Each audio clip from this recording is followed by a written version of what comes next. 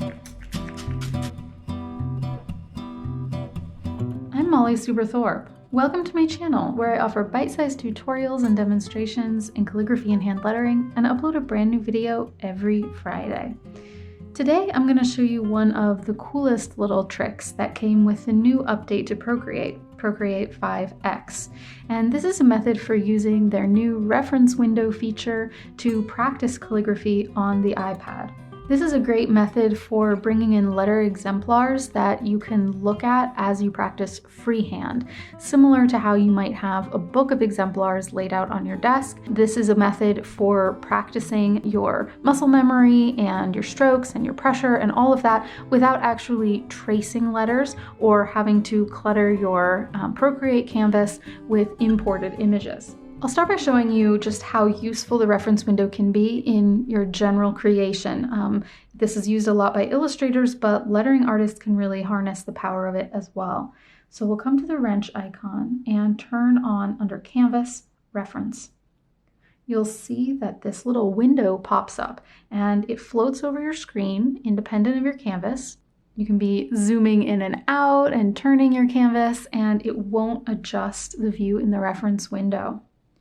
So let's say that I zoom out over here on my canvas, so I'm looking at the whole composition. I can zoom to a particular location that I want to see.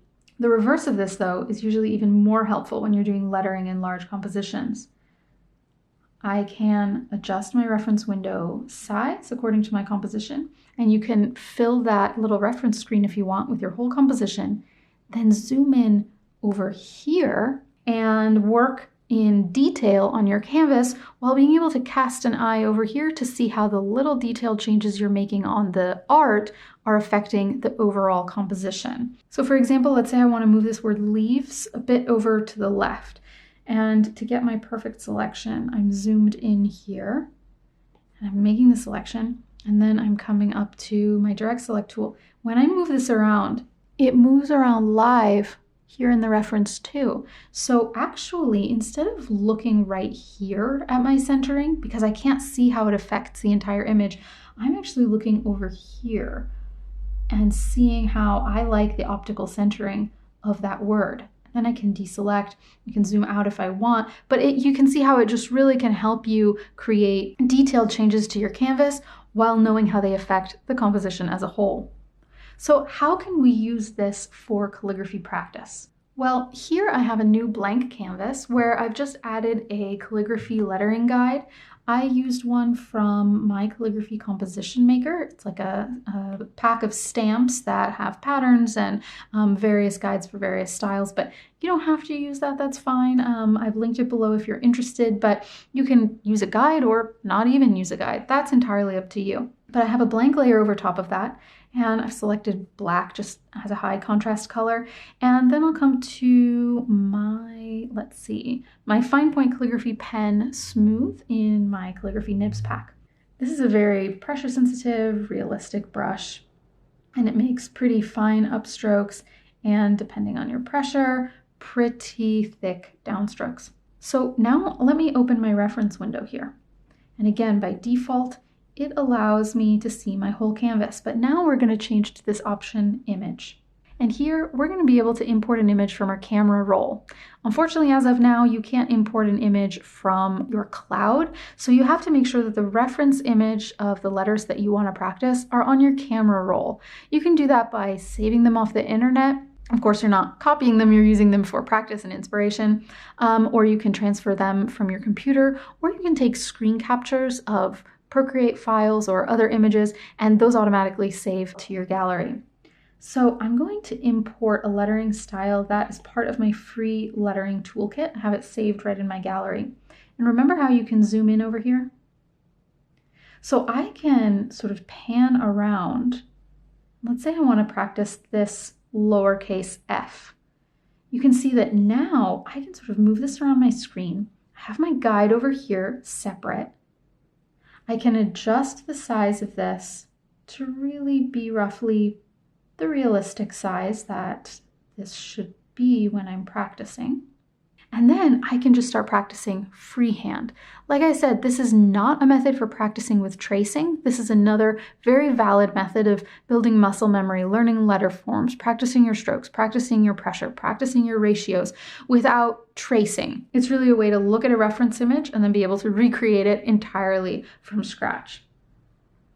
So then, casting an eye over to that reference, I can just continue my practice over here.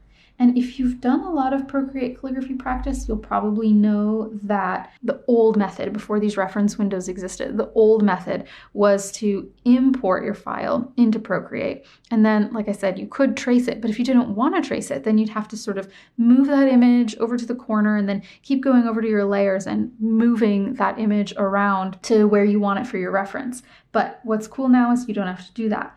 And then, perhaps even cooler, is just you can so quickly move around again and decide to keep practicing with different letters.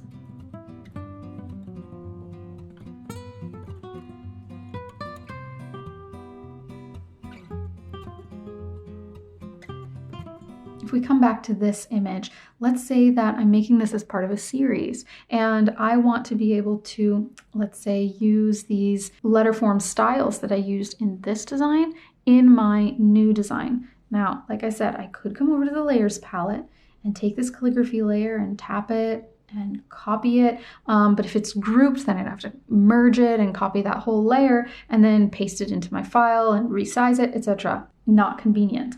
So what I can do is just make sure it's going to be in my camera roll by going to Share, JPEG, Save Image, and now it is part of my camera roll. Now I'll go back to that practice file. All right, let's start a new layer. Now here, I'm going to clear my reference, and I'm going to import that other image. And now I can zoom into specific letters that I've already created and sort of work with them again in, let's say, some new composition that I'm creating. And I'm able to more easily and accurately replicate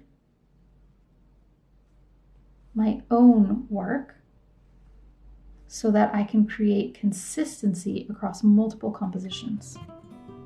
Well, I hope that you found this trick useful. Please let me know in the comments what you thought of it and how you might also incorporate it into your own work. As always, tag me in your work on Instagram so that I can see what you're up to, and I'll see you back here next week.